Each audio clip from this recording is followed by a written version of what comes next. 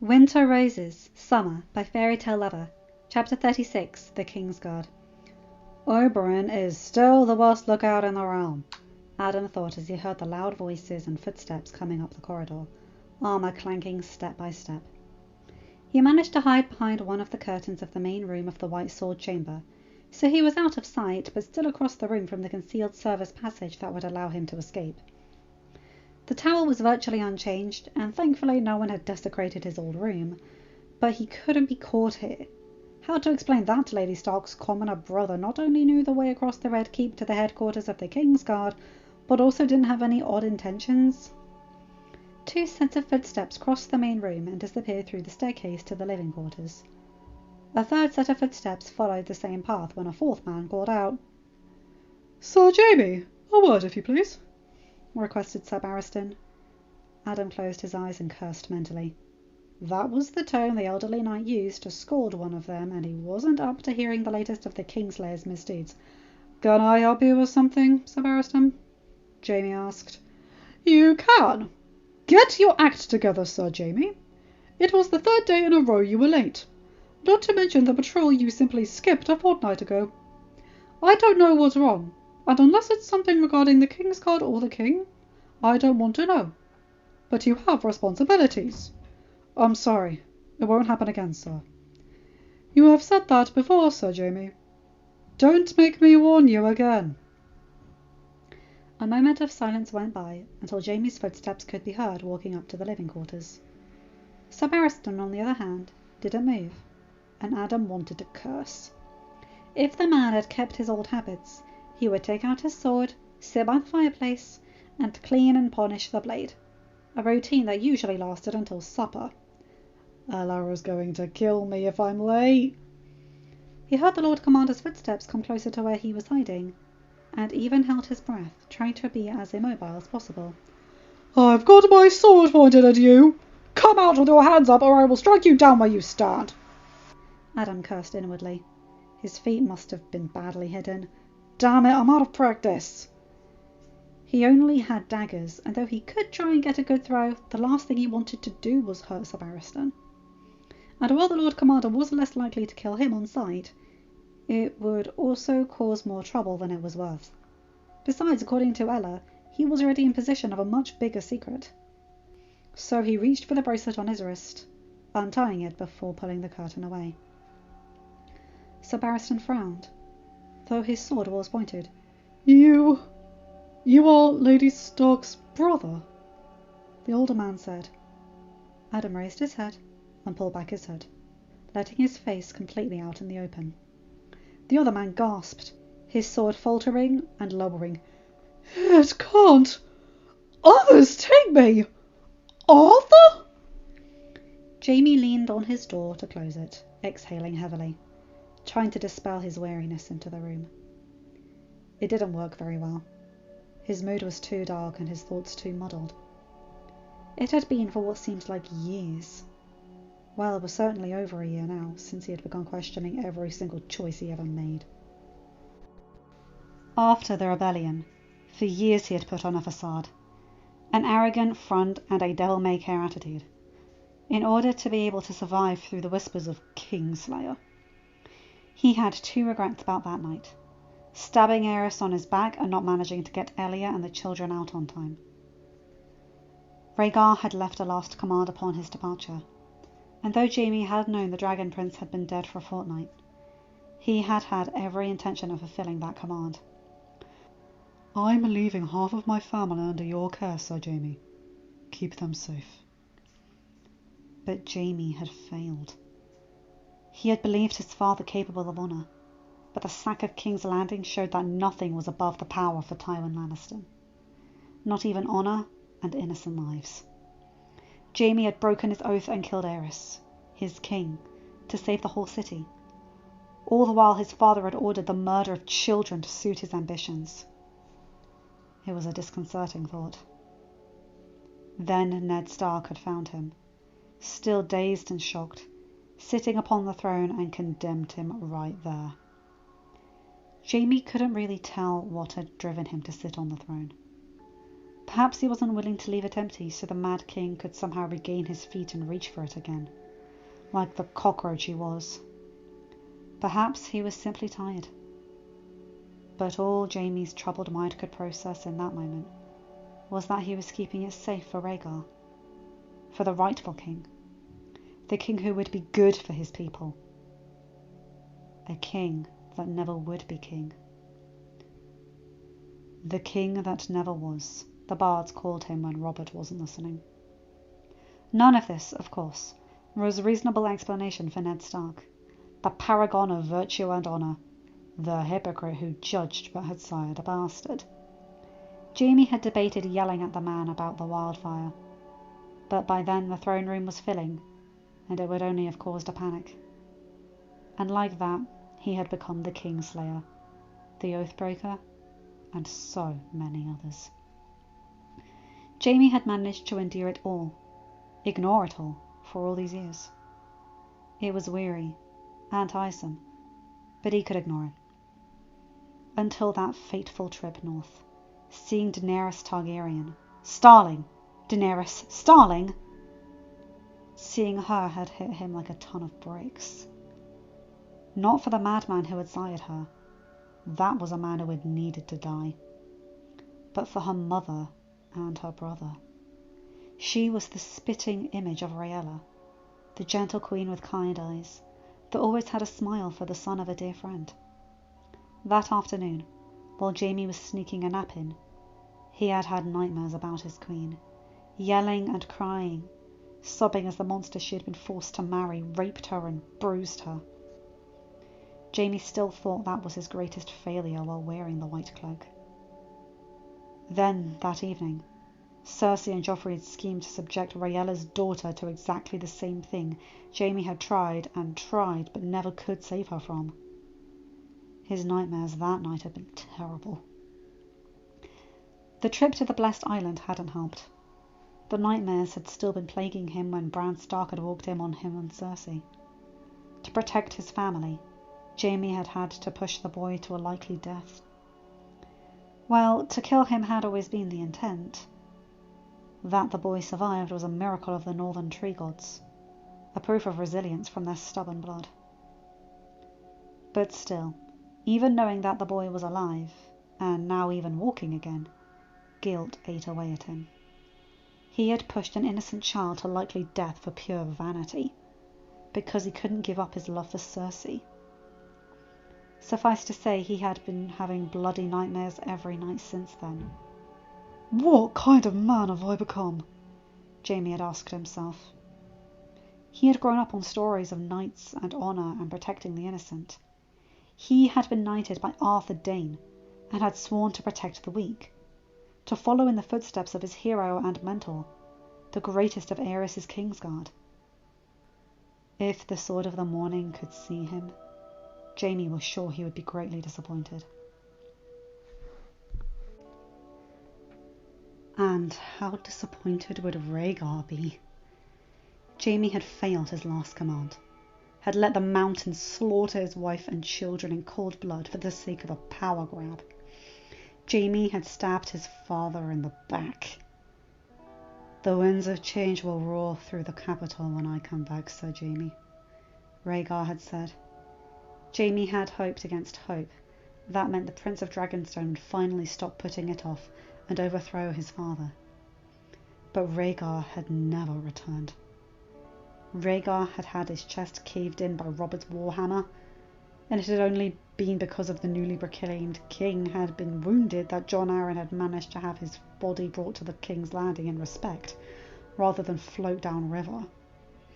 And it had been only the horrifying manner of Ella's, Rhaenys and little Aegon's deaths had driven Eddard Stark to rave and rant about honour and respect for others, even the enemy, and made him insist loudly and publicly on burying his sister's murderer and rapist with full Targaryen honours. There was something to be admired about Ned Stark's honour after all. How could Robert refuse without being seen as petty amidst all the chaos? Jaime had smiled when Cersei had told him that Daenerys had given birth. Lady Lyanna Starling, Rhaella's granddaughter. The former queen had loved her children so much that it was very easy to imagine she would have been ecstatic with a granddaughter. Not that, had Rhaella lived, had House Targaryen not been butchered, Daenerys would have married a northern bastard. She would have probably married Rhaegar's son, Jaime thought, and brought pure Targaryen blood back to the royal line after Rhaegar had to marry outside the family. But House Targaryen had been butchered, dethroned, and impoverished. Daenerys was the last scion, forced by the triumphant rebel to marry a bastard and bear his children. Children that would belong to House Starling, and when the blood of the dragon would dwindle and dwindle until it would be meaningless. And Rhaella would only be remembered as the Mad King's poor wife, weak and meaningless, unable to bear a daughter to marry her oldest son. What a terrible, terrible fate for so lovely a queen. Jaime, like the entire court, had watched the pathetic display that would be the presentation of the Starling girl. Robert had, as usual, cared nothing for what his actions might cause or look like. Fucking Trant had nearly started a war with the North right there, threatening guests in good faith who had merely been following the king's command. And Jaime Lannister was no fool. He was not deceived by the show and dance Daenerys and the bastard put on, convincing Robert that she was meek and submissive and completely under her husband's thumb. Jaime had seen up close Rhaella deal with her brother. He could see a woman putting on a show of subservience merely to appeal to a man's vanity. Daenerys Starling was a true dragon, like Rhaegar had been, and Jaime had seen it for himself at the Midnight Fortress. He had also seen how her bastard husband looked at her. Rather than belittle her, Jon Starling seemed enchanted and entranced by her strength. Robert had thought he was shaming the last Targaryen, forcing her to wed a bastard and be forever tainted by the shame of his birth. Daenerys had laughed last on this joke, and the king was too blind to see it. Jon Starling was the capital's new darling, an honourable knight, and girls were sighing all around at the loss of such a superb bachelor. No one seemed to acknowledge the fact that before his knighting, before he was given the title and lands, no one would have even considered to even wish him good morning, let alone think of him as a potential alliance. What did work in Robert's favour was that Daenerys was, like her mother before her, a fierce defender of her family. She would protect her husband, a husband she loved, and her daughter above everything, even a potential wish for the throne. And Jon Starling was as much of an honourable northern fool as his father. He lacked the power hunger that afflicted those in King's Landing. All in all, Jaime felt lost. He felt guilty and alone. Had felt like that even when Cersei had been here, and he had been able to seek solace in her arms. But even his sister, his soulmate, his partner, couldn't understand the turmoil going on inside him. She had scoffed when Jaime had voiced his guilt over Bran Stark, saying that it had been necessary. And what is a wolf pup to us? Jaime had tried to argue, but she had come closer, kissed him, and he had soon forgotten what he was feeling inside. But now that even that one escape from his mind was gone, Jaime was completely lost, unmoored. He had no point of reference. What kind of a man am I? What kind of a knight can I claim to be? Jon walked into his chambers and frowned, with the amount of boxes littering the space beside the door. "Dani," he called. "Are you here?" "Back here," she called from her vanity, removing her brunette wig. "What's all this?" "Oh, the boxes."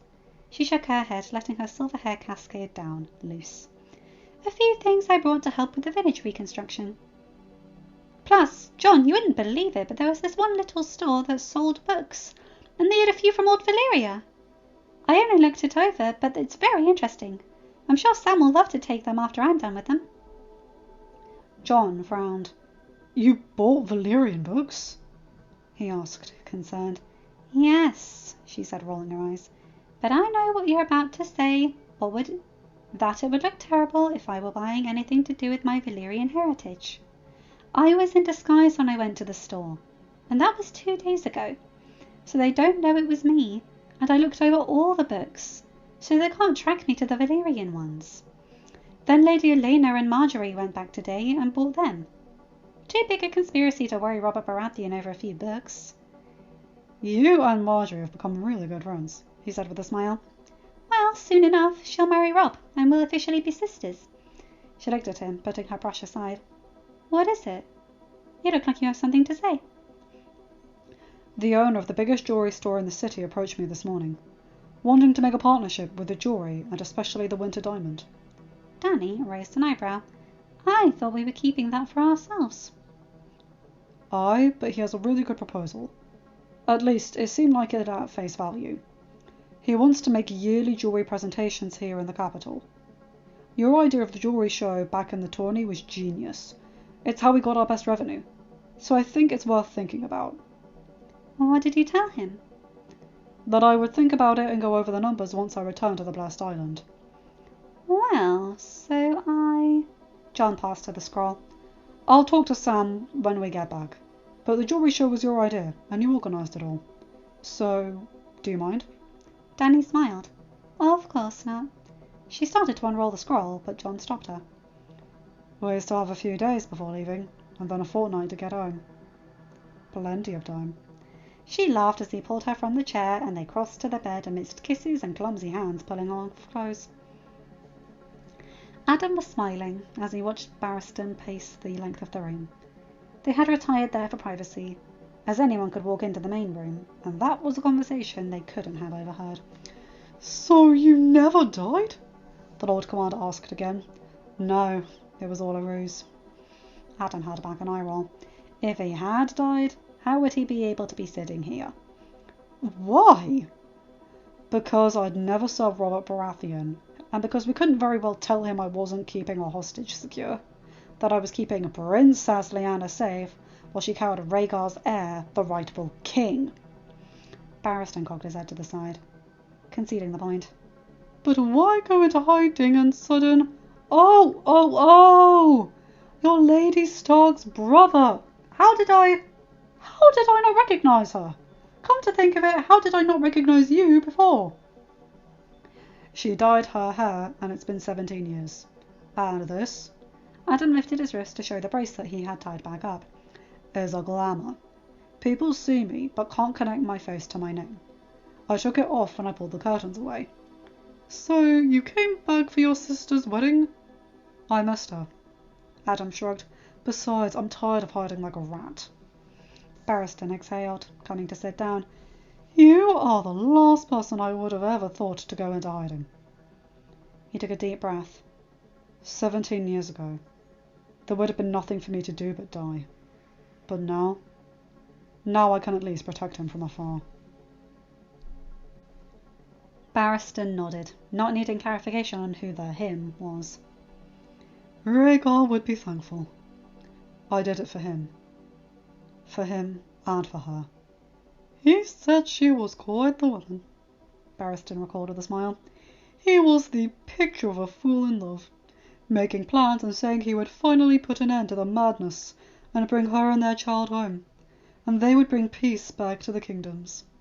He was a fool in love, Adam snorted, though I guess it was easier to love her. She was beautiful and willful, and if anyone could bring Rhaegar out of his melancholy, she could. He would start brooding, then she'd come into the room, and damn if his smile didn't grow blinding. He sighed then. I told him several times they needed to make their marriage known to stop the bloody rebellion, or at least to take the Stark support from the usurper. But Rhaegar said he couldn't disrespect his father like that. Even if he was planning to take the throne, and the situation with Dorne required delicate handling. Well, he wasn't wrong. But we both know Elya's position. Elya needed to be in Dorne and talk to Doran and stop Oberyn from doing something stupid, much like Brandon Stark did. It was what Rhaegar wanted, but the Mad King wouldn't hear of it. Too much went wrong back then, Barristan lamented. When I came to after the battle, Rhaegar had me promise to keep his family safe. By the time I was recovered enough to be capable of any reasonable thought, Varys told me Ned Stark should be getting to the tower already. There was nothing I could do. I bent the knee to the Iron Throne, again, and promised fealty to the rightful king of the Seven Kingdoms.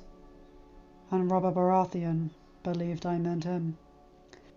That was cleverly thought out, Adam complimented. It was a moment of desperation, more like, when Ned Stark came back. The moment he stepped off the boat, Robert only had eyes for the box with the princess's bones. But I saw the nurse with the baby. I knew who that child was. And then, I knew staying and serving Robert would ensure I knew of any plots. Barristan chuckled. Then the next day, Robert decreed the betrothal, and I couldn't stop laughing. I remember when we got to Essos, when we heard the news. I could feel my ribs cracking, I was laughing so hard. Robert allowed the seed of his ruin, and he doesn't even know. He did, Adam agreed, but Ned Stark won't allow it. He won't allow him the truth, because he can't be caught in the crossfire. I understand that. Lord Stark swore fealty to his friend, a friend he rose in rebellion to sit on the throne. I can understand his reluctance to break that oath. His oath to his family comes first. It does. But then, do we have what we need to stage a restoration right now?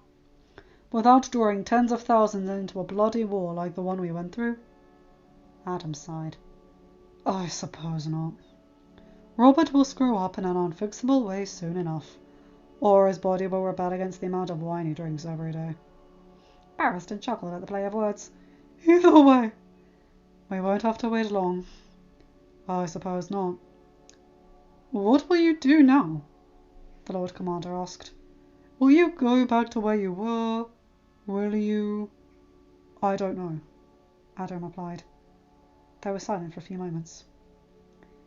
What were you even doing here? He smiled. A little something, he replied, earning himself an annoyed glare. What do you know of trance escapades? Barristan frowned in disgust. More than I cared to know. I tried reprimanding him, but I had no proof, and the Queen told me to shut up. Well, he won't do it again. Well, he won't do it again, Adam said, very happy with himself. He chuckled at the other's raised eyebrow. Please tell me you didn't cut it off. You know I'll have to investigate that. Adam laughed openly. No, I didn't. Though I was tempted. I knew it'd be too public. And I heard of a better way, and I got some ingenious help. Trant still has his toy. He just can't make it rise to the occasion. Barristan was shocked, but then laughed as the implication registered. How did you manage that? Little potion I found, Arthur shrugged. I've come to learn that sometimes death is too easy an escape. After what Ella told me, that fucker deserves to suffer for what he's done. I hope to come back and have his head for his crimes. But for now, let him seethe in his misery. Well, for this crime, I do believe such punishment is adequate. But Adam was already thinking of something else. Hey, can I borrow the Book of Brothers? Barristan sighed. What are you planning now, Arthur? He smiled. A gamble. The Lord Commander rolled his eyes.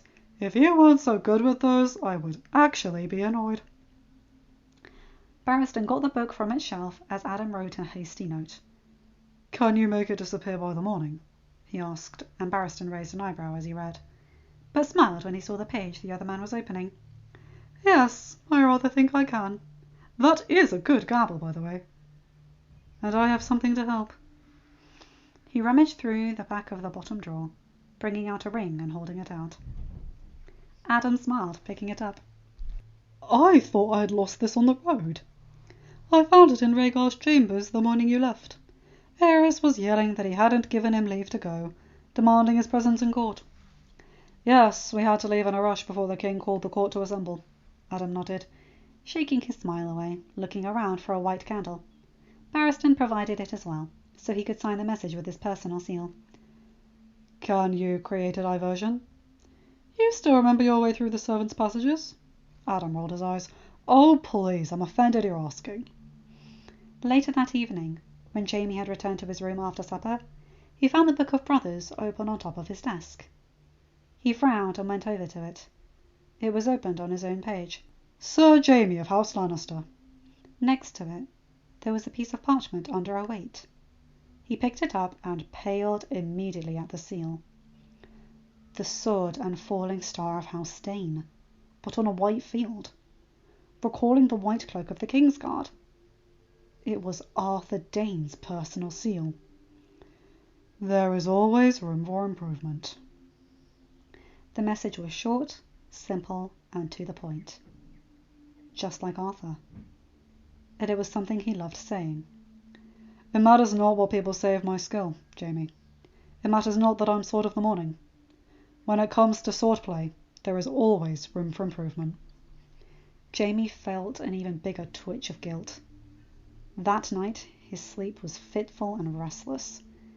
When he woke up in the morning, both the book and the parchment were gone, but the message stayed. Adam laughed from his corner of the room, where he watched Jon and Robb take turns sparring with Arya. His heart had failed to beat when he had first met the girl, and every interaction so far had only shown that Arya was as much of a she-wolf of Winterfell as her aunt had been. From their physical appearance to the little scolding glare they threw your way when they thought you were being stupid. The match ended and Jon came to sit by him as Robb took his place. Unlike his younger brother, the heir to the North still thought Arya was just a little girl who should still be playing with dolls. She is going to destroy him, Adam said as Jon took a seat. It won't be so bad as Jon started, but trailed off when Arya, in a flurry of movement, disarmed Robb, all in less than a minute. The older man laughed. Very nice, wolf girl, Adam praised. Stop underestimating your opponent, Robb. She'll have you on your back and groaning in pain next. Robb grumbled something under his breath, but picked up his training sword, getting into position again. Adam chuckled. He is really going to meet the floor soon if he doesn't take her seriously. That amuses you? Jon asked, curious. Most Southerners think of women as dainty flowers. Adam snorted, then laughed loudly when Robb's sword flew from his hand again. Yes, that amuses me, he answered once he recovered. Women might be more delicate than we brute men in some aspects, but when they want to be vicious, they are quite capable. Besides, I know better than to doubt a daughter of Winterfell. You mean Aunt Lyanna? Jon asked as they watched Arya dance away from Robb faster than he could follow. Father said you were with her when she died. Adam swallowed dry. This was dangerous territory. I was. Fierce little thing she was. Father never speaks of her, Jon lamented. I think it hurts him too much. He once told Daenerys that Rhaegar had not kidnapped or raped her, but he refused to say anything else. Adam sighed. Bloody stubborn northern fool, he thought. In Harrenhal, they called her the Rose of Winterfell, the most beautiful woman in the entire realm. But her real beauty was underneath. She was strong and stubborn and willful, and man, could she get what she wanted when she wanted it.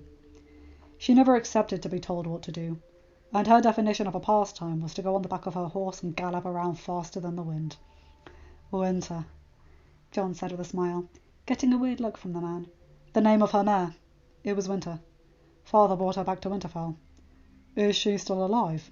No, she died on the night before we left, actually. Old age. Though our master of horse said she had always thought she was too stubborn to die. Like mistress, like mare, I suppose. Jon chuckled. She was the mother of my own steed, he commented offhandedly, and Adam froze as he watched the sparring. Looking back at Jon. What? What's with that look? Nothing. You like horses? Jon nodded. I'm a decent tamer, I suppose. Winterstorm is as stubborn as his mother. Why do you Starks feel the need to name everything Winter? Adam rolled his eyes. Sir Barristan pretty much asked the same thing at the tourney. Jon chuckled. I was 10. The mare was Winter and the stud was Storm. It was obvious enough. Adam choked on the sip of iced tea he was drinking. I'm fine, he reassured the other three. Come on, Wolf Girl. Put your big brother through his paces. The fucking irony, he thought. I've been meaning to ask you something, actually, Jon said, making Adam turn his attention from the past and back to him. What will you do now? Will you stay here? Will you go back to where you were? Adam sighed. I can't stay in King's Landing. Not while Robert is king. Not even for my sister. I don't know what I'll do, actually. Or where I'll go. Maybe a trip around Dawn, or visit some familiar places. Jon bit his lip. Feel free to say no, but you'd be welcome at the Midnight Fortress if you wanted to come. Adam felt his heart skip a beat. What? I've learnt a lot from you these past few days, and, as you said, there's always room for improvement. So, if you want, or not, you can always come and visit. It's an open invite. I think I'd rather like that, actually, Adam said, forcing himself to keep his tears at bay. Otherwise, you'll never learn to keep your damn elbow out. He needled, and Jon only laughed. End of chapter. Hi guys, hope you enjoyed that one. Oh god, I love that one. I really, really do. That bit at the end, with Arthur telling Jon indirectly about his mother. Oh god. Another thing I love about this, I know I keep pointing it out, but the whole link between Arya and Lyanna, being called Arya Horseface, and people saying Lyanna was beautiful. I love that. But then again, you guys know me by now. I thought I was ugly for years, and then people keep saying I was pretty as I grew up. One thing I was always told, I was told that I looked like my mum, as she was my age. And now that I'm a woman myself, people keep saying how much I look like her. One of my aunts said I have my dad's colouring and his expressions, but my mother's build and features, so I'm a combo of both. Anyway, you guys know the drill. Like, comment and subscribe, and hit that bell to get notified whenever I upload a new video. Have a good day, night, or whatever time zone you're in. Bye my guys, gals, and non-binary pals. I'll see you in another video. Take care.